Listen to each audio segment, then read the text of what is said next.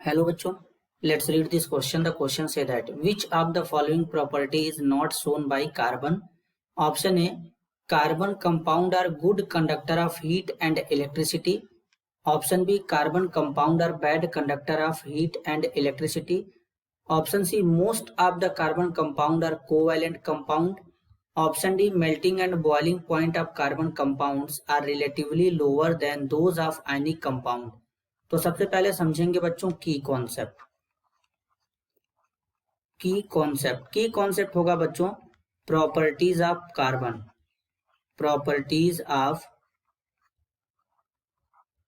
Carbon compound.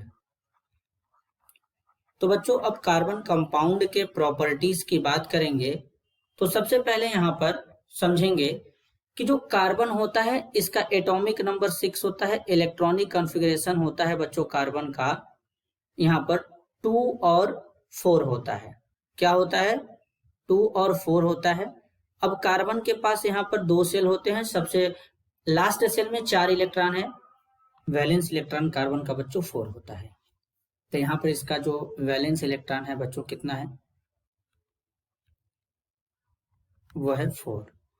अब सबसे पहले जो कार्बन के कंपाउंड होते हैं बच्चों, कार्बन के कंपाउंड होते हैं वो हीट और इलेक्ट्रिसिटी के बैड कंडक्टर होते हैं। ऐसा क्यों होता है कि कार्बन के कंपाउंड इलेक्ट्रिसिटी के बैड कंडक्टर होते हैं? क्योंकि इनके पास कोई भी फ्री इलेक्ट्रॉन नहीं होता एक्सेप्ट ग्रेफाइट। बच्चों ग्रेफाइट एक कार्बन का एलोट्रॉप्स होता है जिसके अंदर क्या होते हैं? फ्री इलेक्ट्रॉन आर प्रेजेंट, यानी ग्रेफाइट के अंदर फ्री इलेक्ट्रॉन प्रेजेंट होता है। तो ग्रेफाइट जो होगा ये गुड कंडक्टर होगा बच्चों हीट और इलेक्ट्रिसिटी का, लेकिन इसके अलावा जो कार्बन के कंपाउंड होते हैं वो बैड कंडक्टर होते हैं क्योंकि उनके पास कोई फ्री इलेक्ट्रॉन नहीं होता। तो स्टेटमेंट फर्स्ट में बोला गया carbon compound are good conductor of heat and electricity, तो पहला स्टेटमेंट यहाँ पे गलत है। दूसरा स्टेटमेंट है carbon compound are bad conductor of heat and electricity, ये स्टेटमेंट बिल्कुल करेक्ट है। मतलब इनमें इलेक्ट्रिसिटी अच्छे से पास नहीं हो पाता है, ना ही अच्छे से हीट हो पाते हैं, तो इसलिए यहाँ पर ये बैड होते हैं।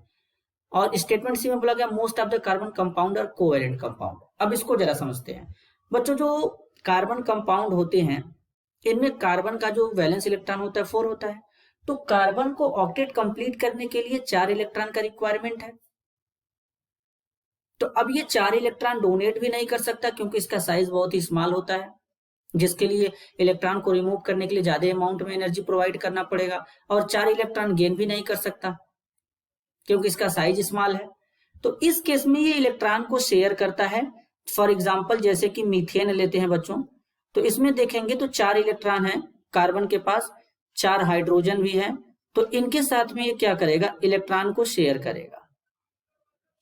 अब जब इलेक्ट्रॉन शेयर होते हैं तो कोवैलेंट बॉन्ड का फॉर्मेशन होता है बच्चों। इस तरीके से यहाँ पर इलेक्ट्रॉन शेयर होंगे और इलेक्ट्रॉन शेयर होके इस तरीके से बच्चों कोवैलेंट बॉन्ड का फॉर्मेशन होता है, क्योंकि इलेक्ट्रॉनों के शेयरिंग से जो बॉन्ड बनता है बच्चों उसे कोवैलेंट बॉन्ड कहते हैं। तो इस तरीके से यहाँ पर इलेक्ट्रॉन शेयर होगा और इलेक्ट्रॉन शेयर होने के बाद कोवैलेंट बॉन्ड का फॉर्मेशन हो जाएगा। तो जो बॉन्ड इलेक्ट्रॉनों के शेयरिंग से बनता है बच्चों उसे कोवैलेंट बॉन्ड कहते हैं।